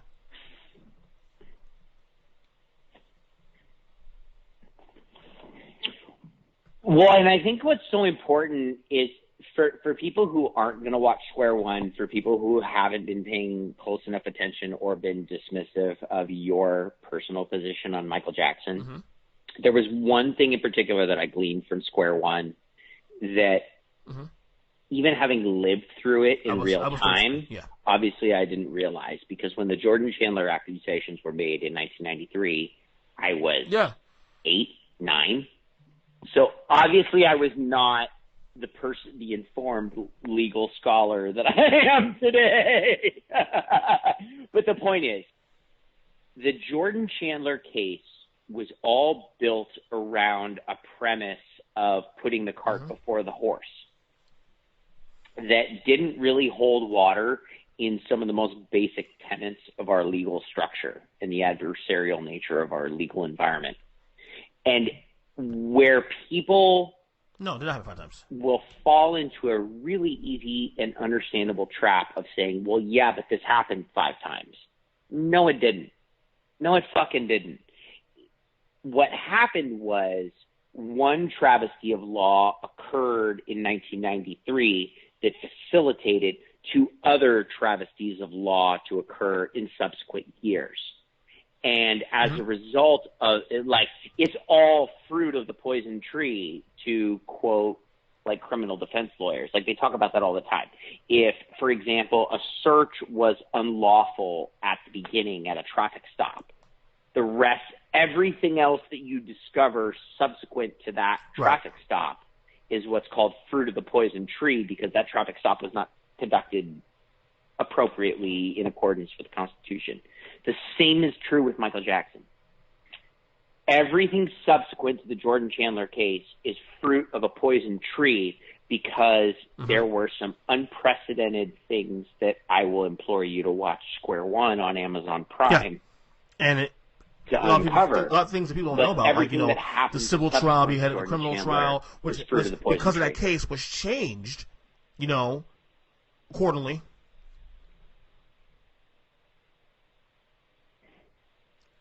Michael died. He killed himself after Michael died. Or that Jordan Chandler's father killed himself after extorting Michael Jackson for millions of dollars. Like, that's what I mean. But, like, the whole thing, I'm trying to plug your shit in your friend's movie, man, and you're just let me give the misleading headline so that they read the article.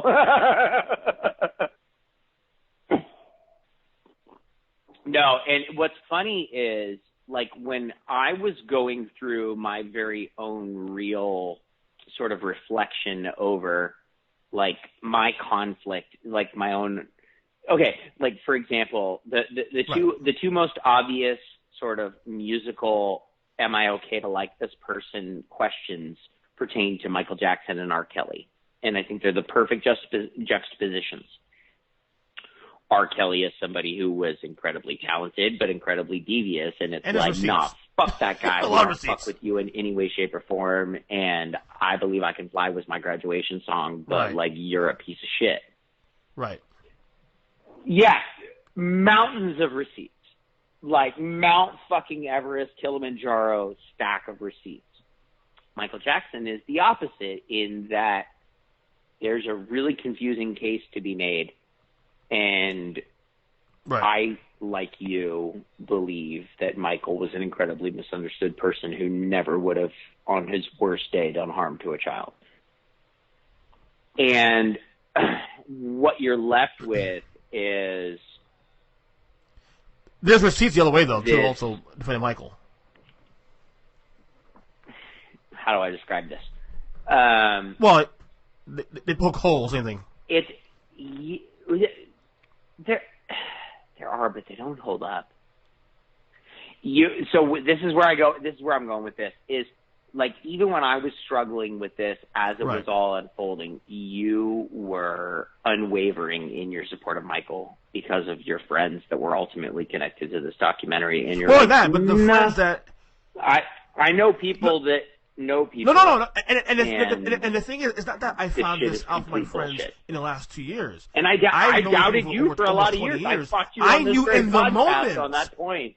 I knew, like Josie, when my friend Josie, when she went to school with Jordan Chandler, she told me when she was a freshman. No. You advocated this to me for at least 6 or 7 years. Jordan Chandler goes to my school. And I was 21, 22 years old at the time she told me this. You know what I'm saying?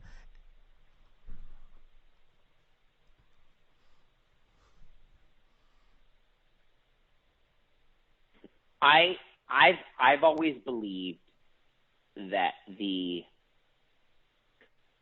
linchpin, the straw that breaks the camel's back with Michael Jackson is Macaulay Culkin. And if the day ever comes about where Macaulay Culkin goes, yep, Michael touched me. And guess what? Macaulay made me do things. Macaulay came up and said that nothing happened. I would go, you know what? That did it. But by the same token, the fact that Macaulay has vehemently defended Michael through everything he's ever been through, and he knows about standing up for fucked up people regarding his father, if nothing else. If Macaulay hasn't turned on Mike, I'm not gonna. And here's the thing: when you talk about when you want to bring it back to the racial component with the white man keeping the black man down and black people who, for example, Muhammad Ali were treated as pariahs in their time and later treated as heroes. All the people that I follow on social media who I feel like are going to fall into the Muhammad Ali, Kareem Abdul-Jabbar category, where they're not appreciated in their time, but ultimately history reflects upon them well. They fuck with Michael Jackson. And so Amanda Seales is one of my favorites for this. Amanda is an incredibly divisive character on social media. People fall on all sides. She is incredibly funny, and I have had a crush on her since 5th grade. When she was on My Brother and Me, as the friend who would have panic attacks over every situation. Yes. Had a crush on Amanda legit since I was 11. She fucks with Mike. Hard. And it's okay, if I'm not sure, if I don't know where to fall on this, I'm literally being pulled in both directions. It just helped. I have a lot more information than most. Off the wall. More connections than most. That helps my.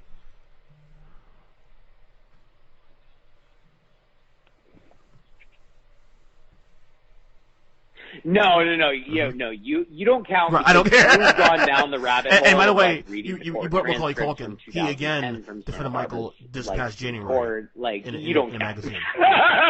Once again, to clear up. So he's been consistent again up until this time.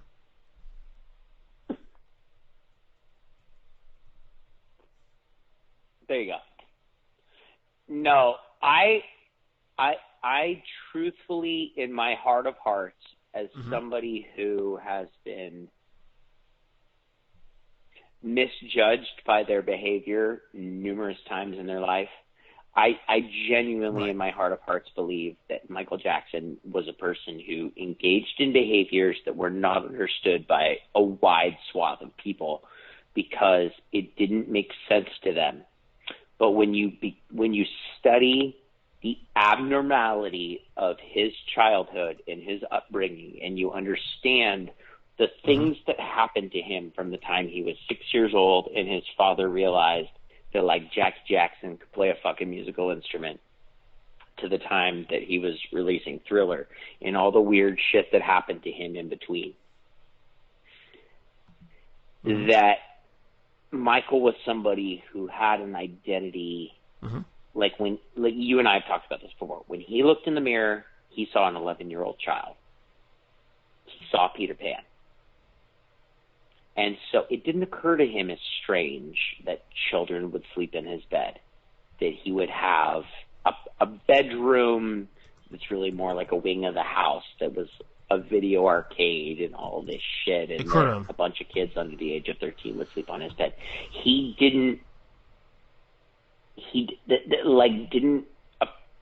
didn't occur to him as problematic because he saw those people, those children, as his peers. Yep, that's so true. And when you understand the fact that he was 9 years old, having to watch his dad fuck groupies before he would let them at Jackie Germain and Tito, and you understand, if you've taken even Psychology 100 at a junior college, the impact that those kinds of traumas have on you in your development, in your understanding of sexual relationships. Yeah, I agree. The fact I agree too, 100%. Michael Jackson was as normal as he was, kind of a fucking miracle in itself. Like, the fact that he lived to his 50s, right? That he made it that far without ODing, putting a gun in his mouth, like doing something really terrible. Yeah. All right, last thing, let's go. Last thing. All of those we're going pressures. now. We get the fuck out of here. Oh, he's been asleep. Yeah. Last thing here on the docket I want to talk to you about. Let's go. No. We got thank God I got back to sleep immediately. Yeah. Vince Carter. Okay, he's retired today. Officially retired his phone from professional will basketball. Run us over tonight. One question for you, Mark: is Vince Carter a Hall of Famer? Yes or no? It is a question. It is a question. Is that even? Shut the fuck up. That's not a question. It's not a question. So yes? The greatest in-game dunker. See, that's the thing. I thought you were going to say no. It's not a question. Of course he's a Hall of Famer. His orange... Okay, look, like, you know me. I am the guy who puts Kobe in the top 3 of all time. Not true, but you know what I'm saying. But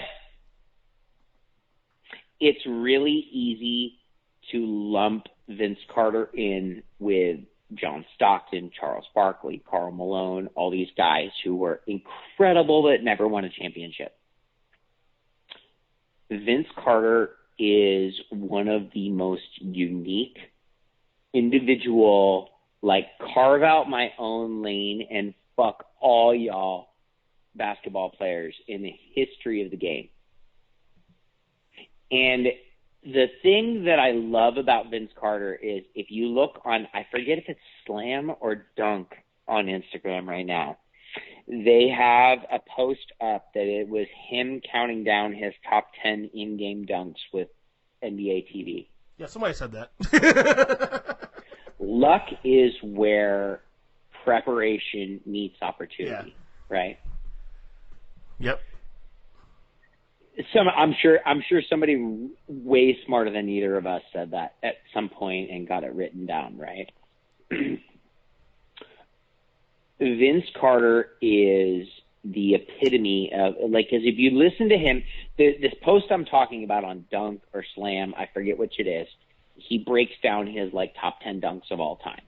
And if you listen to how he describes them, it's very clear that while he may not have been on all the right teams, right, his Mamba mentality is unquestioned.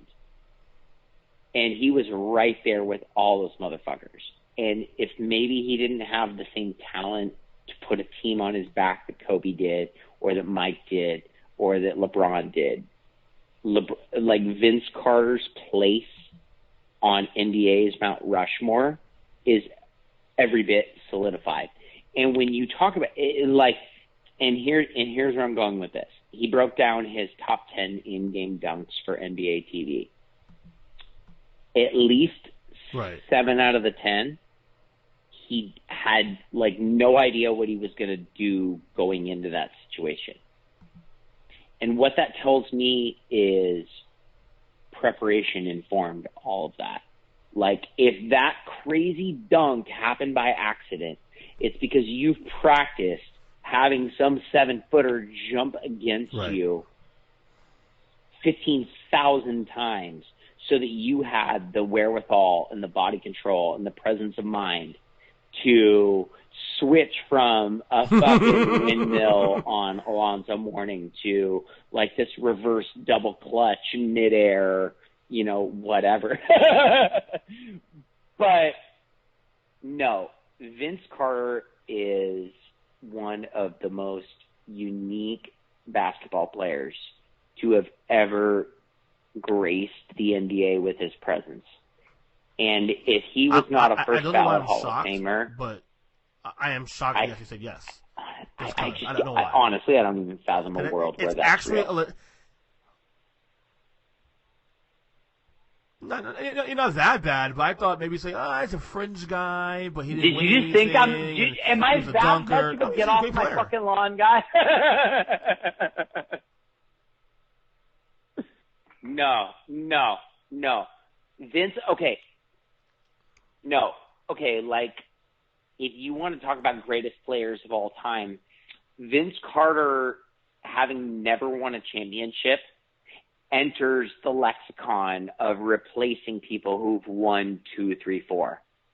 Like, if you want to talk about all-time great, if you told me Vince Carter was better than Isaiah Thomas, Detroit Isaiah, not Boston Isaiah and Sacramento Isaiah. That's ridiculous. But, like, if you told me Vince Carter was higher on your list of greatest players all time than Isaiah Thomas, like, I wouldn't think I would, but I would give you the benefit of the doubt and I would hear you out because I think we all fail. All of us NBA nerds give too much credit to championships and forget exactly how hard it is to win one.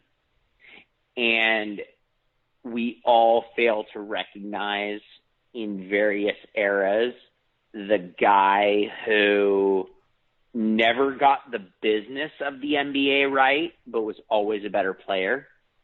Right. And, like, from our era, I think of T-Mac. No, I agree with you, by the way. Vince Carter's in Hall of Fame. I agree with you. Go in the same bucket. And to me, Vince Carter is one of the 20 most influential, having watched Love a Basketball Story numerous times and having an unusual appreciation for Bill Russell's competitors than the average basketball fan. Right. Bill Simmons obviously still, like, his basketball knowledge just makes me feel stupid in ways I can't describe. But no, Vince Carter's place in basketball history is every bit as important as Kobe, Magic, Mike, and that's post Meek and post Jordan. He made the in-game dunk before him. Absolutely fucking sick.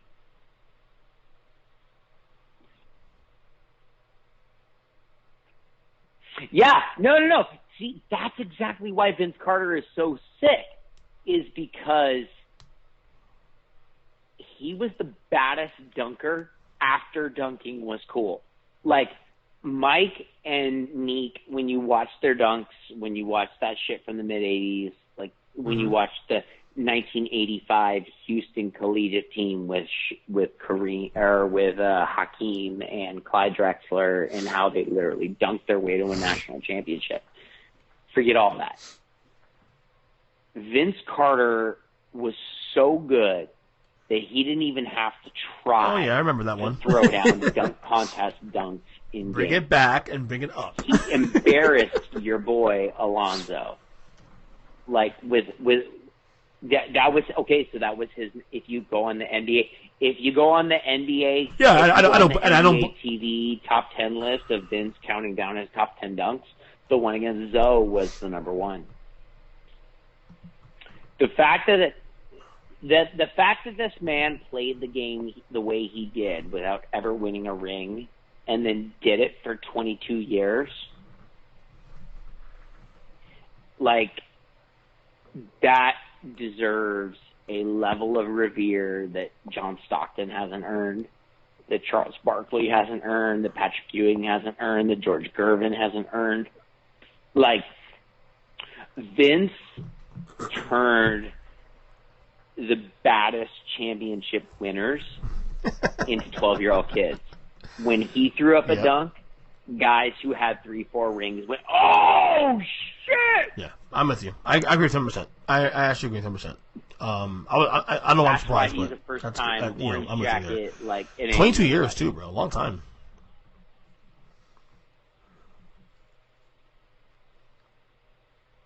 No, COVID. Fuck and that up. Honestly, it hurts my heart. I agree with you on that there. Farewell tour he deserves. It's terrible on TV because, like, Paul Pierce didn't get a farewell tour, but fuck that guy. Like honestly, Paul Pierce don't deserve that shit. Like, his place in NBA's history is solidified. 2008 Finals MVP. Yeah. You were the ugliest fucking player to win a fucking Finals MVP. Vince Carter is, when you talk about Stockton, Malone, Barkley, the most impactful players to never get a chip. Well, I'm glad you laid it out for me. It's going to be Vince. I'm glad. For a long I was worried you would say no. I was worried you would say no. Anyway, we went almost 2 hours today. Right now, we're logged in. Right now, I'm logged in at an hour and 47 minutes. And recording. Shut the fuck up. No, we didn't. I actually cut out one more topic. That's why. It's funny because we talked about this. Like, we thought this was going to be a long one. We can do it real quick if you got 5 minutes. I gotta go to bed soon. But real quick, now I'm tempted to ask you what that was. NBA has come back allegedly July 31st. Let's do it. Baseball has made a deal to return late July also as well. 6-game season. NFL football is up in the air. Where do you stand on this shit, though? Basketball's going to be lucky to get a chip. Basketball's going to be lucky to award a chip. The COVID shit is not going away until there's a vaccine. If and until there is a vaccine that meaningfully Are you pro bubble? Addresses COVID on like a flu shot, polio vaccine kind of level. Basketball might get to a finish line because the nature, like, okay, look, when we talk about the scope of the 5 big major sports in the United States: golf, hockey, basketball, football, baseball. Basketball or big baseball? 5. Golf and basketball are incredibly easy to implement social distancing. You've got a smaller team. You've got no, basketball. So basketball and golf are the 2 easy ones. Football, baseball, and hockey are the ones where it's next to impossible to institute protocols that align with what physicians are telling us right now. So I think basketball might get to a championship, and technically the Lakers might win number 17 for Kobe in 2020. But like all this optimism with baseball coming back, no, stop it. The fact that the United States has not meaningfully addressed COVID is going to ultimately prevent professional sports from coming back in a way that even remotely represents what we're used to seeing. So maybe the NBA limps along to some kind of 1999 asterisk championship. So, are you but pro as a whole, or are you like, sports nah, in the fuck United it, this States is next year? doesn't count again until 2021.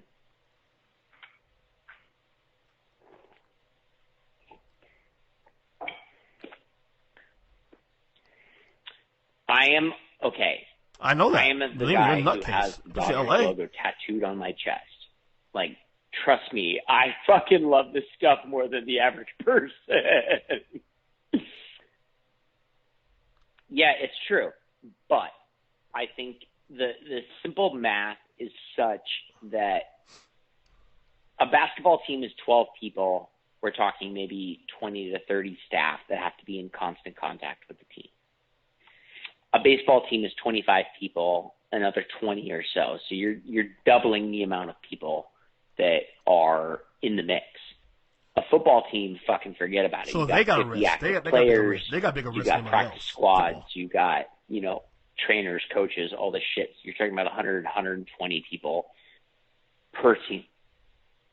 Way bigger risks. Basketball and golf have a natural advantage in the sense that, like, each player's team is very small. The Lakers can sustain if LeBron's strength and conditioning coach is the only guy that's coming to Orlando with them. No, a baseball team can't do that. A football team can't do that. A hockey team can't do that. Hockey as a sport just doesn't lend itself to that kind of stuff. Until there's a vaccine. Let me tell you where I'm at right now with football, real quick. I know for a fact. I guarantee you, day-to-day no college football till 2021. None of these things can happen. Guarantee that.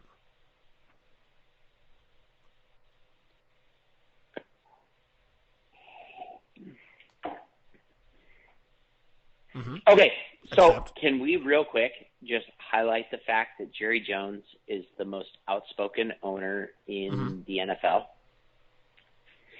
Yeah. Is arguably the easiest to attach the plantation mentality to. It's low-hanging fruit. The fact that he has not made any kind of commentary about Kaepernick, the NFL, George Floyd, take your pick. I'm sure I'm neglecting a lot of different elements of this conversation. Fuck Jerry Jones and every horse he ever rode in on. Like, bruh, you are the worst of the worst. Aren't you glad you're not a Cowboy fan anymore? You can say this shit without any blowback. Uncle Tom's like, fuck. Oh wow, you're there now, huh? Honestly, I'm ashamed that I've ever. Well, you already were there. You already were trending away anyway for the last couple of years. You already were trending more NFL, stiff up NFL, more NBA, more baseball. The NFL is just so bad.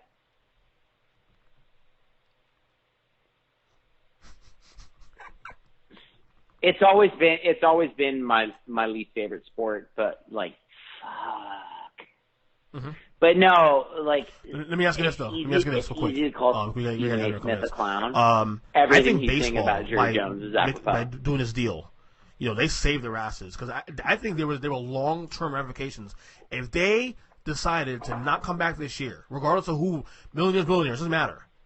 They were going to hurt this sport for another 20 years. They're only now recovering from the first strike of '94.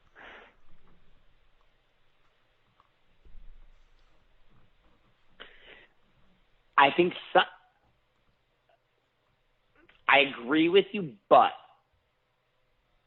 I think science is ultimately going to save baseball's owners and the MLBPA because the objective truth of the situation is going to supersede the dispute that's occurred between the MLBPA and the owners.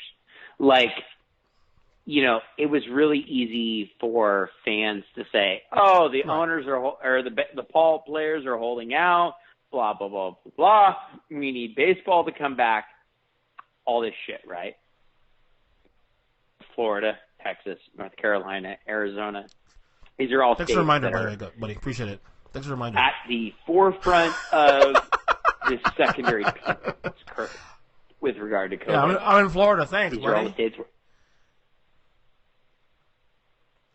Yeah, right? Oh, yeah, COVID. So, frankly, to me, all this, 60-game, 70-game, owners versus players, none of that shit matters.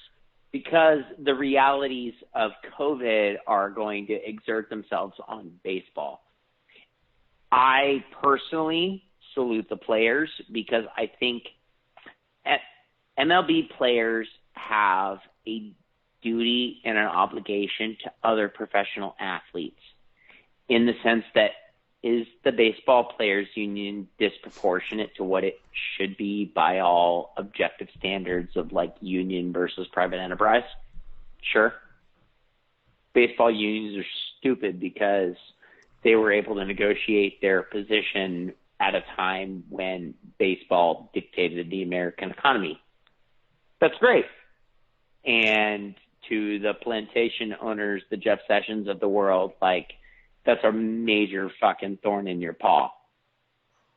But the fact of the matter is that baseball players, because of the power they wield, owe a duty to the NBA and particularly the NFL in setting a course, charting a course for how best PA in fucking sports, man. Argue with owners, especially the Jerry Joneses of the world. And I was just going to say, I applaud the Baseball Players Association for holding out against public sentiment and saying, no, fuck you. You're going to pay us exactly what we deserve for the proportional games that we play, because NFL players still don't have guaranteed contracts. Yeah. Because only now is Kaepernick starting to get consideration by a wide swath of NFL teams. Like, the fact that the owner-to-player relationship is what it is in the NFL, and the degree to which it veils the larger racial scar of this country and plantation mentality of whites versus blacks in this country. Like, baseball players have a duty to all professional athletes to just hold the fuck out, even when they're wrong.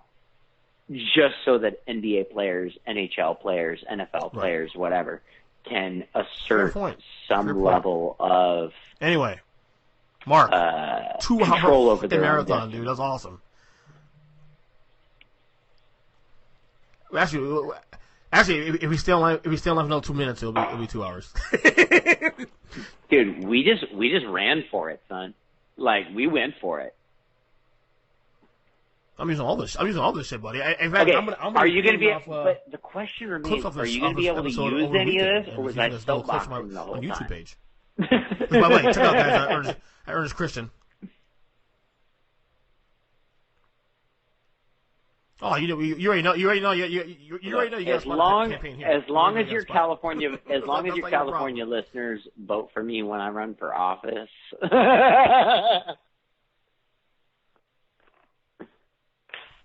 Okay, I mean, then cool. To all y'all motherfuckers in the Southeast listening to Ernest's show, move to California's District 26 so you can vote for me. What's that? I know, we're the worst. California's kind of, like, I was looking at it, so you'll appreciate this. My house is worth a number in California.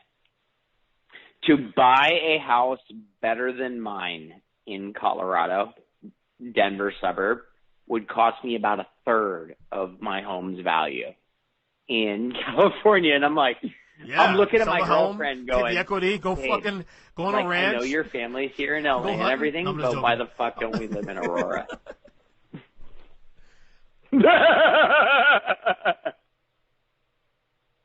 Right? Like, I've got a nice place and everything. Like, I'm in this situation that doesn't reflect everyone. But like, shit, man, we could be doing a lot better in another state. I don't know. You're a Cali guy, man. You did the whole. You did Canada for a little while.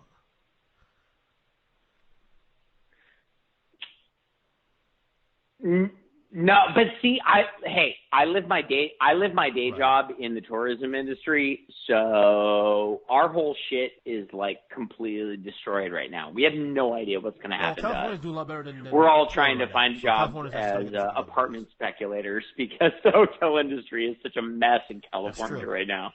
That's very true. Well, yeah, but everything's better than Florida. Uh-huh.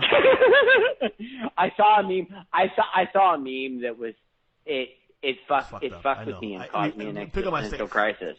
The thing is, though, America is the world's Florida right now. The thing is, though, what sucks for me, though, I know. Like, you laughed, you cried, you cried, you had a small existential crisis, all in like 6 seconds. Exactly. There's so many. That's true. You know exactly what I mean.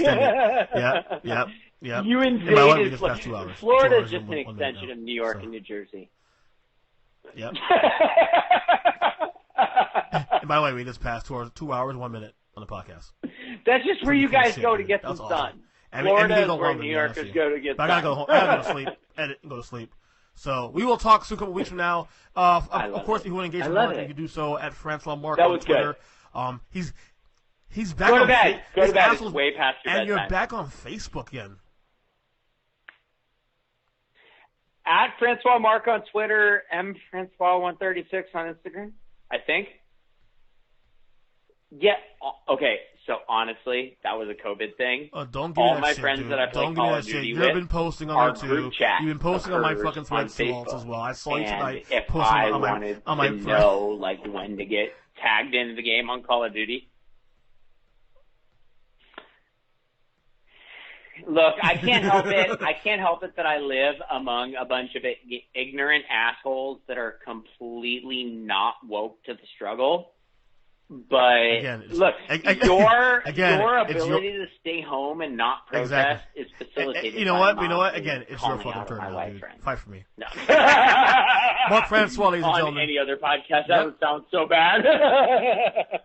Amen to that, brother. Marc Francois, ladies and gentlemen. We'll talk soon, brother. I got you. All right, buddy. I will punch all the Nazis for you. Later, man.